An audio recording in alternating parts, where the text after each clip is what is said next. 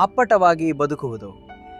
ಅಪ್ಪಟತನ ಅಥವಾ ನೈಜತೆ ಎಂಬುದು ನಾವು ಹೇಗಿರಬೇಕೆಂದು ಜಗತ್ತು ಬಯಸುತ್ತದೆಯೋ ಅಂತಹ ಕಲ್ಪಿತ ವ್ಯಕ್ತಿತ್ವವನ್ನು ಬಿಟ್ಟುಕೊಟ್ಟು ನಾವು ನಿಜವಾಗಿಯೂ ಯಾರೋ ಆ ರೂಪವನ್ನು ಅಪ್ಪಿಕೊಳ್ಳುವ ಒಂದು ದೈನಂದಿನ ಅಭ್ಯಾಸವಾಗಿದೆ.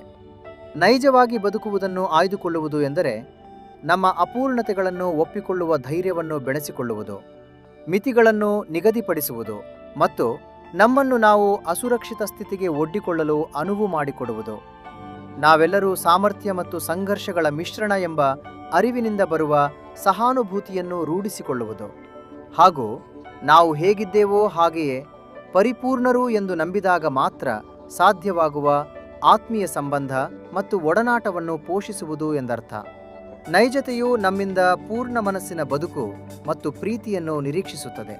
ಇದು ಕಷ್ಟವೆನಿಸಿದಾಗಲೂ ನಾನು ಅಷ್ಟೊಂದು ಸಮರ್ಥನಲ್ಲ ಎಂಬ ಅವಮಾನ ಅಥವಾ ಭಯದೊಂದಿಗೆ ನಾವು ಹೋರಾಡುತ್ತಿರುವಾಗಲೂ ಮತ್ತು ವಿಶೇಷವಾಗಿ ಸಂತೋಷವು ಅತೀವವಾಗಿದ್ದು ಅದನ್ನು ಅನುಭವಿಸಲು ನಾವು ಹೆದರುತ್ತಿರುವಾಗಲೂ ಇದು ಅತ್ಯಗತ್ಯ.